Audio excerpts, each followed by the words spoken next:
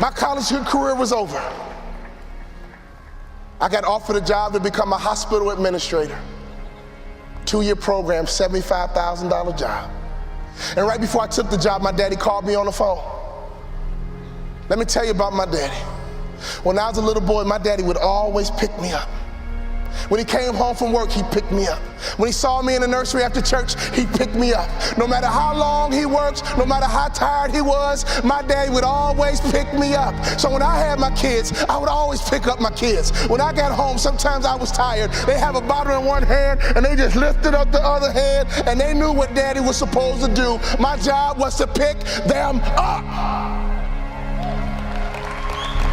This is a spiritual interaction. When you pick up a child, it is a spiritual transaction. When you pick up a child, you change their perspective. When you pick up a child, all of a sudden they can see the world the way you see it.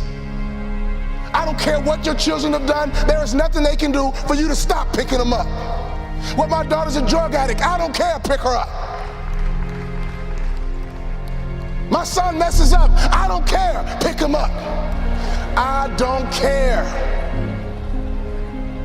You pick them up.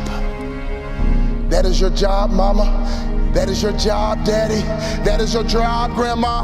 That is your job, granddad. Your number one job is to pick them up and change their perspective. My saddest day, one day, my daddy looked at me and he said, boy, you too big, I can't pick you up anymore.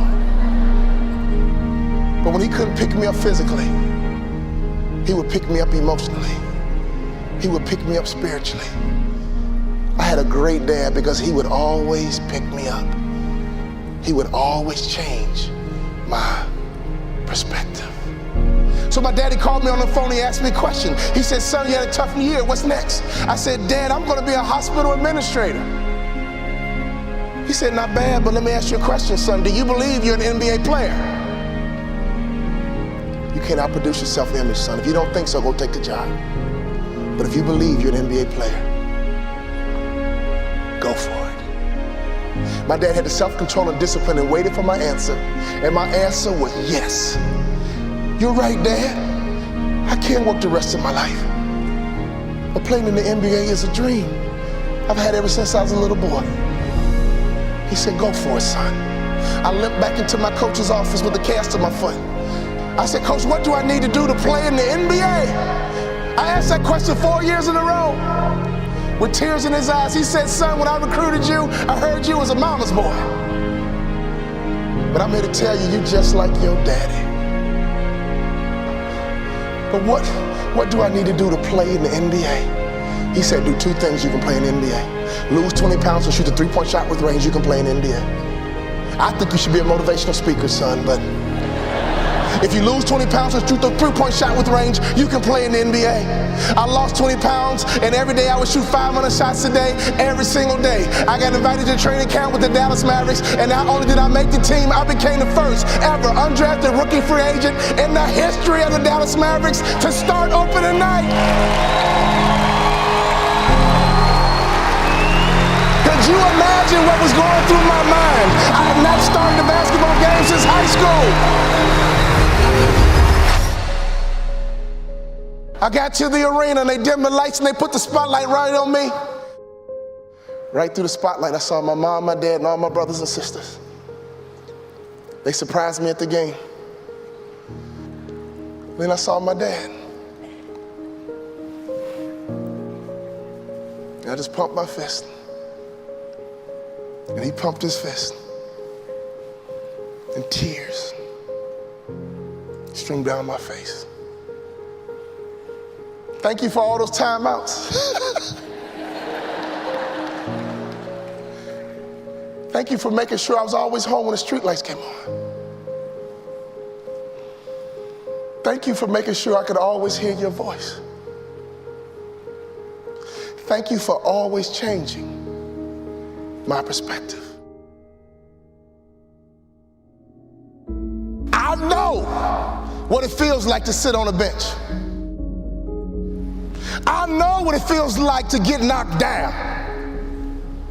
I know what it feels like to have a hope and a dream,